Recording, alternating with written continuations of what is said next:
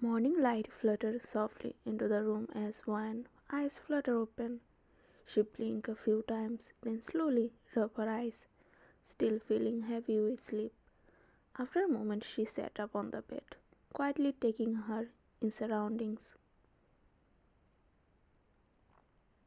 For the entire past week she had barely slept, but last night was different. Somehow she had slept properly, peacefully, deeper than she had in days. She didn't know how or why, but her body felt lighter as she was about to get out of the bed. Something in the nightstand caught her attention, a small of ointment. One frowned slightly. She was sure it hadn't been there the night before. Did Azuma put it here? She wondered, placing her feet on the floor. She glanced down at her leg. The redness was still faintly visible, but the pain was completely gone. It had clearly healed a lot. She let out a small sigh of relief. Then her eyes darted to the clock. It was almost time for her college. Wine quickly stood up and hurried towards the cupboard to grab her clothes. She opened it and froze. The cupboard was completely empty. Her eyes widened as she looked inside again. Panic crept in as she glanced around the room, searching desperately, but there was nothing. No clothes, no belongings, not at all. Where are my clothes? She mumbled, biting her lower lip. My things. Where did everything go? After searching the room one last time and finding nothing, she hurried downstairs. Then she went straight to the kitchen where she found Azuma preparing breakfast. Gathering her courage, she approached her. Azuma, one called softly, almost in a whisper. Azuma turned around immediately, a warm smile spreading across her face. You are awake, dear? How is your leg? Is it better now? I nodded gently. Yes, it's fine now. She hesitated for a moment before speaking again. Actually, my things, my clothes. I couldn't find anything in my room. Azuma smiled calmly. Oh, that.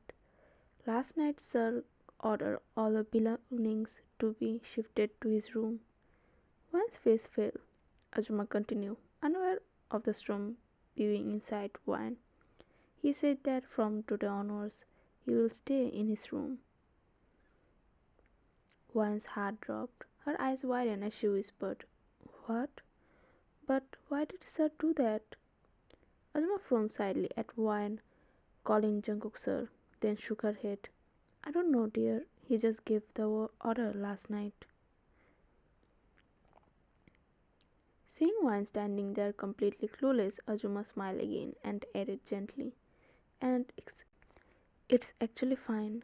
You know, you both are husband and wife, so it's normal to stay in the same room, isn't it? Wine's heart began to race. But their marriage wasn't normal. Nothing about it was. Then why so suddenly he made this decision? Her thoughts tangled in confusion as Azuma spoke again, breaking her thoughts.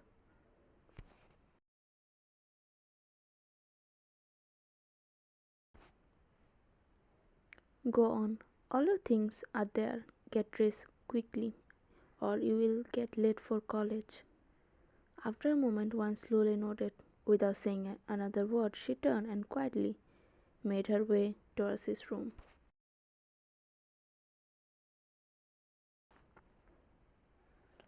As Van entered the room, she slowly began to look around. It was dark yet elegant, a careful design theme room that carried a quiet intensity.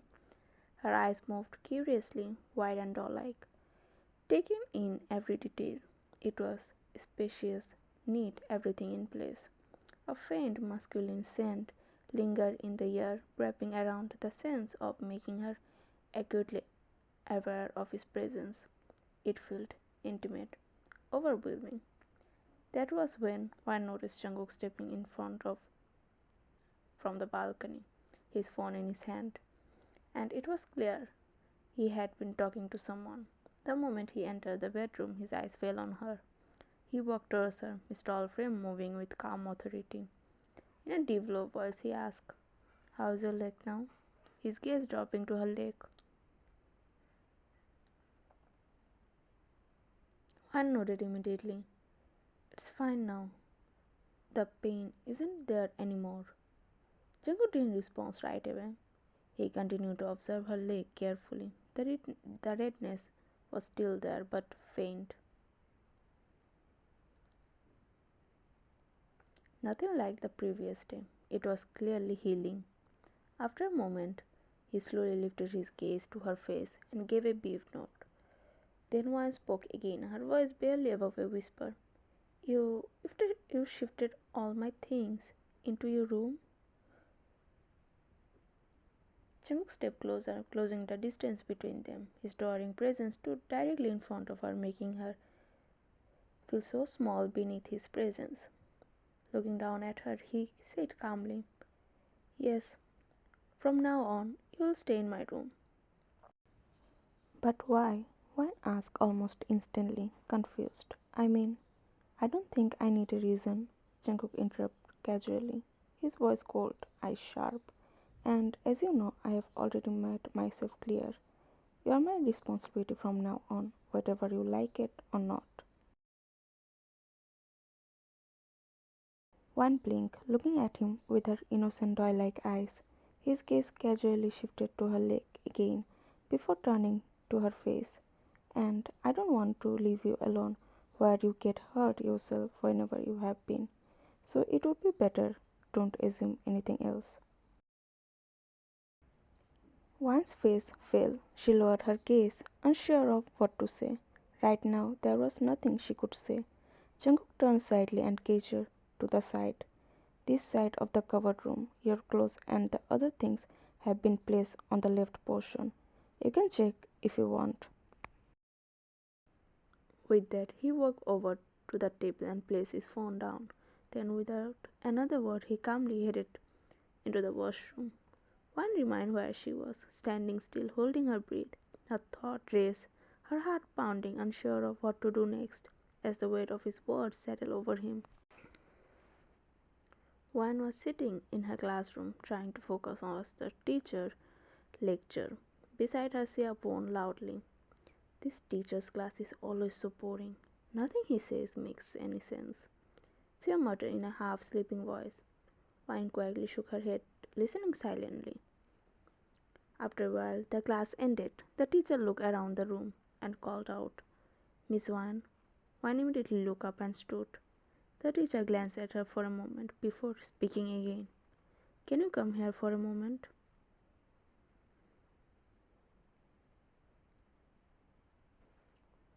Wine nodded and walked towards the teacher, standing in front of him. "I actually received a call from Mr. Jeon," the teacher said quietly. "He spoke to me about becoming your new guardian." One froze, her finger curled slightly at her side as she stared at him, feeling strangely lonely, unsure to what to say. The teacher lowered his gaze, then took out a piece of paper from his desk and handed it to her. "This is the form regarding the change of your guardian." One slowly accepted the paper, her soft, simple eyes scanning the words as if they weighed more than they appeared. "I actually need Mr. Jones' signature on this form by today, so can you get this signature and submit it to me by 4? One slowly looked up and nodded. Then, with a simple note in return, the teacher gathered his belongings and left the room. Later, as she walked along the corridor, One pulled out her phone. After hesitating for a few seconds, she slowly dialed a number. After 2 or 3 rings, the call was picked up. "Yes, One?" Ajuma's voice came to the other side. "Ajuma," One said softly, hesitantly, "can you give me sir's office address?" Ajuma sounded confused. "Sir? You mean Mr. Jeon?" One nodded quietly. "Yes," she replied with a small note, even though no one could see her. "Yeah, sure, dear, but is everything all right? Is there any problem? No, no, Wan said quickly, shaking her head. It's just I have some important work with him, that's why. Can you? Her voice trailed off nervously. Of course, don't worry, I'll send it right away. Wan let out a small sigh of relief and smiled faintly. Thank you. After that, she ended the call, holding the phone in her hand and staring down at the corridor, still feeling a little nervous about what she had to do next.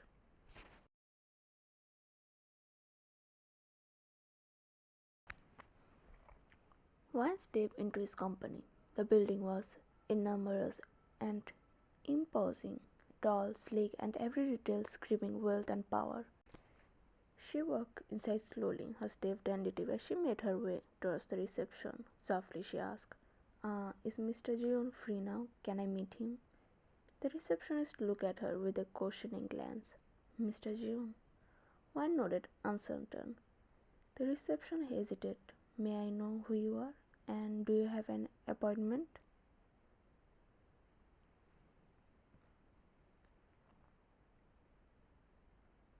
One froze. Should she say she was his wife? What if he got angry? Unsure of what to do, she slowly shook her head. Actually, I'm from his home, she finally said. The receptionist's expression remained firm. I'm sorry, ma'am, but I can't allow you to meet him like this. One fell silent, biting her royal lips, unsure of what to do. After a moment, she tried again, but I have some important work with him. The receptionist shook her head, repeating, I'm sorry, ma'am, I still can't allow it. One's lips trembled as she stood there, her uncertainty pressing down on her as she was about to go back, when a gentle voice interrupted. What happened? One immediately turned towards the voice.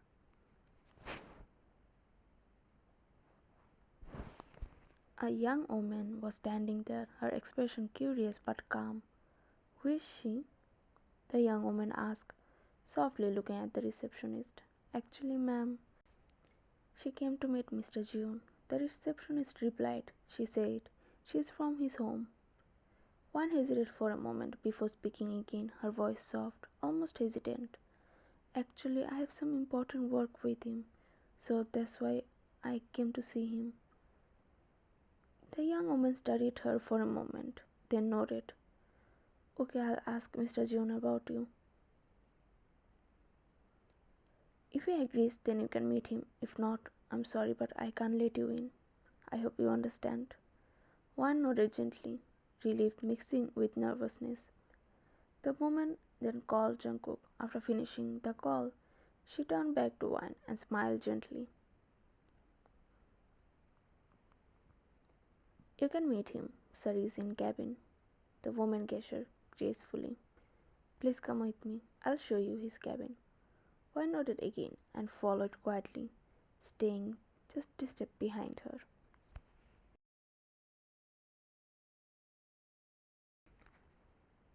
Standing outside his cabin, Wan softly knocked on the door.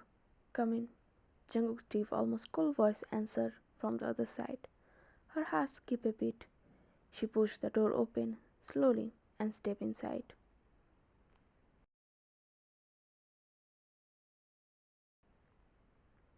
Feeling nervous with every step, she walked towards his desk and stood in front of him. Jungkook's expression remained mostly unreadable, his eyes fixed on her. Why did you come here? He asked, his voice deep but carrying a faint softness beneath the gold. One immediately looked down at her back, fumbling slightly as she reached inside. She pulled out a paper and handed it to him, her voice trembling. This is the guardian change form that my teacher gave me, she said softly, shuddering a little. Jungkook took the paper silently, still keeping his gaze on her. He said he needs your signature today, she added, her voice barely above a whisper. Jungkook nodded slightly and began reading the documents carefully, examining every detail. Meanwhile, Wine stood quietly, her eyes wandering around the massive, elegant cabin. Everything about it screamed wealth and power, and she couldn't hide her wonder. Her white doe-like eyes took in the space like a small child, seeing something for the first time. After signing the form, Jungkook looked up and noticed Wine staring around his cabin. Her eyes shimmered with innocent curiosity. Something stirred in his chest, an unfamiliar tug of warmth. He found himself staring at her, unable to look away. Wine's gaze eventually met his. "Wait here for a moment. My driver went out but will be back in a few minutes. He will drop you back at your college." "No, no, sir," Wine quickly said, shaking her head. "It's not needed.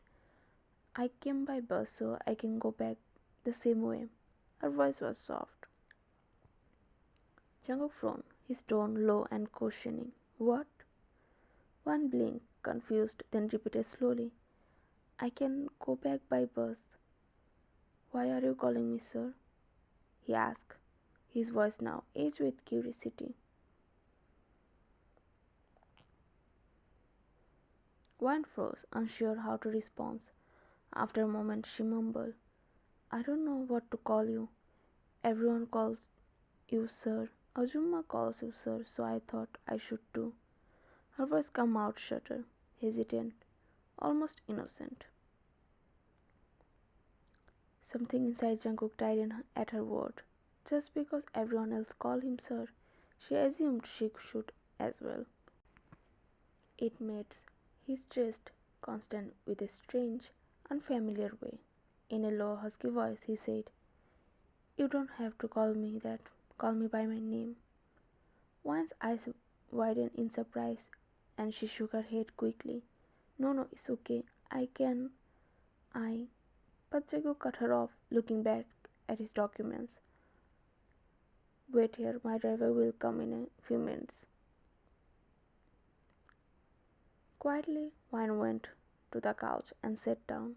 As Jungkook returned to his work, he couldn't help but steal glances at her from time to time, noticing how quietly she just sat there, simply observing her surroundings, making no sound, saying nothing. After a while, there is another knock on the door. Without looking up, Jungkook said in a usual deep voice, "Coming." His secretary entered, the same woman Wine had seen earlier. She walked towards Jungkook, confidently, and stood in front of his desk, placing a file before him. "Sir, the file you asked for," she said calmly. "I've checked everything. Everything is fine." Jungkook silently began to go through the file while the woman stood there, explaining the details one by one.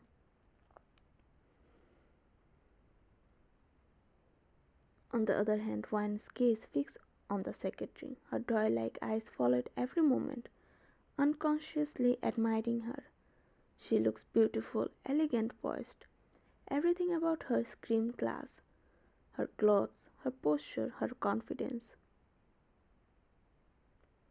She looks like someone who belongs in a place like this.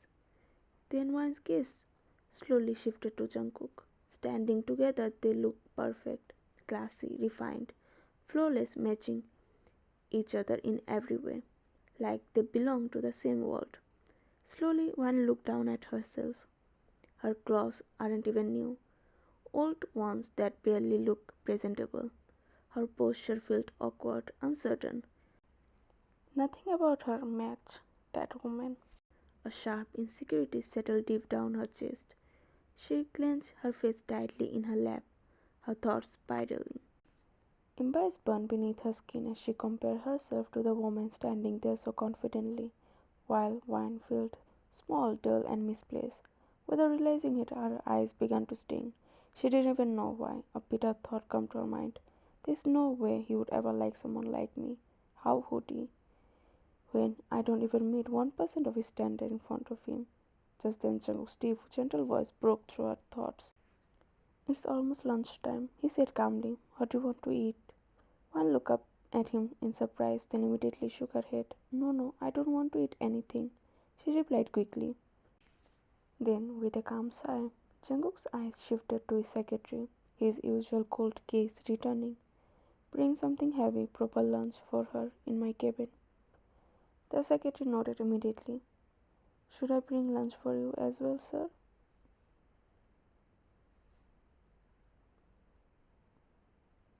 Jungkook stayed quiet for a moment before giving a brief nod. The secretary bowed politely. Before leaving, she glanced at Wine and offered her a soft, warm smile. Wine returned the smile instantly. After that, the secretary quietly left the cabin.